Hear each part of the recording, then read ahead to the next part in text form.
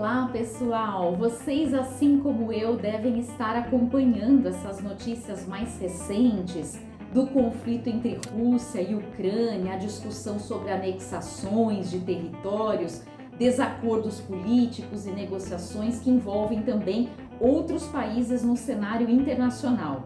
É sobre isso que a gente vai conversar nesse vídeo, mas na verdade a partir da análise de um filme, uma comédia em espanhol que eu gostaria de apresentar para vocês aqui, dirigida pela diretora argentina Marina Sereceschi. Fiquem comigo até o final dessa conversa para que vocês possam conhecer um pouquinho dessa história. Olá pessoal, espero que estejam bem por aí. Muito obrigada pela companhia aqui na Casa na Arte. Hoje o nosso assunto é filme, e um filme que fala de assuntos muito sérios, mas de um modo muito engraçado, porque se trata de uma comédia pastelão em espanhol chamada Nunca Visto, da diretora argentina Marina Sereceschi, de 2019, que está atualmente disponível no catálogo da Netflix. Esse filme traz os mesmíssimos assuntos que nós temos acompanhado na mídia internacional nos últimos dias em razão do recente conflito entre Rússia e Ucrânia, a invasão, a guerra, uma terceira guerra mundial, não é? Todos esses assuntos têm fundamentação política, mas também histórica e cultural. E o filme que eu resenho hoje aqui, Nunca Visto, também. O enredo base é a possível anexação de um vilarejo localizado nos Pirineus, em território espanhol, chamado Fuenteruela de Arriba, e que corre o risco de ser anexado ao território vizinho chamado Fuenteruela de Abajo, justamente. Só que os habitantes, os moradores locais não querem essa anexação, que os levaria a ter de mudarem de suas casas ou buscarem os serviços essenciais, que na verdade, dizem eles, são simplesmente três: o médico, o padre e o limpa-neve, já que trata-se de uma região montanhosa extremamente gelada, em que neva no inverno.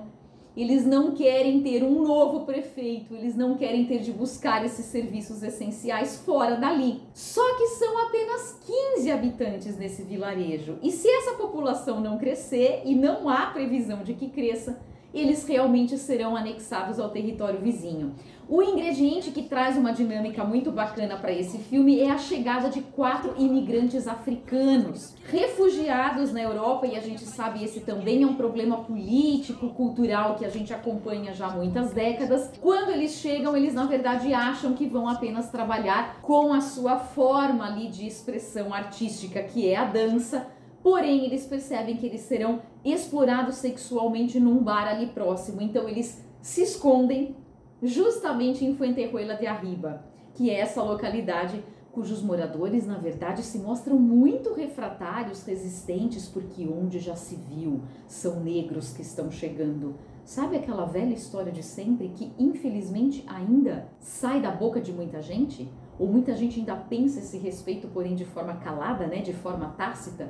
Então essa questão do outro que é muito diferente, porque tem uma cor de pele diferente, uma língua que eu não conheço, uma cultura muito esquisita, porque é uma dança muito mais sensual do que a minha, muito mais barulhenta, com toques de tambores com os quais eu não estou acostumado, os moradores ali daquele vilarejo na Espanha.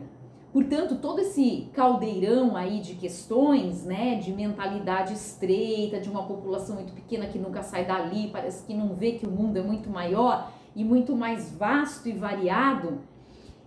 A questão da linguagem é algo destacável nesse enredo, porque é através dela que a gente expressa o que a gente pensa e sente. E a gente se depara com cenas muito engraçadas nessa comédia, que na verdade é uma comédia, mas que trata de assuntos muito importantes, inclusive que a gente tem acompanhado recentemente, como eu mencionei. Porque, por exemplo, 2 policiais batem à porta de uma moradora local e perguntam onde é que estão as pessoas de cor. Eles estão fazendo uma caça ali a esses refugiados para tirá-los dessa localidade. E ela diz: mas de que cor? Você está falando pessoas de cor? Azul? Verde? Vermelho?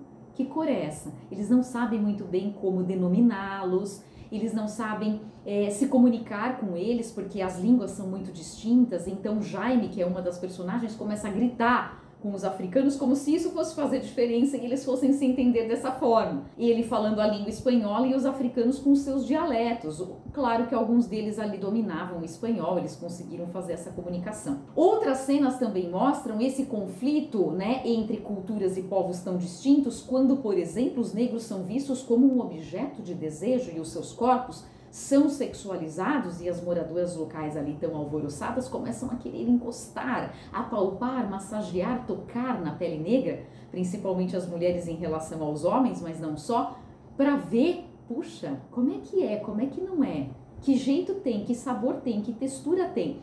Então estas questões são questões históricas, culturais importantes que aparecem no filme Nunca Visto, que é a minha indicação de hoje e que eu acho é um jeito um pouco mais leve de entender a problemática que a gente também vivencia atualmente nesta questão entre Rússia e Ucrânia, que trata-se também de uma questão de anexação, mas não só, é o outro que incomoda, e aí no meu discurso eu digo que o outro subestimado e subvalorizado é aquele que deve passar por uma limpeza, seja racial, né, seja religiosa, seja das mais variadas crenças e escolhas e opções. Neste mesmo cenário a gente encontra todo um debate sobre quais as potências e como elas dão as cartas no jogo internacional e quem domina e quais as populações e os países mais fragilizados.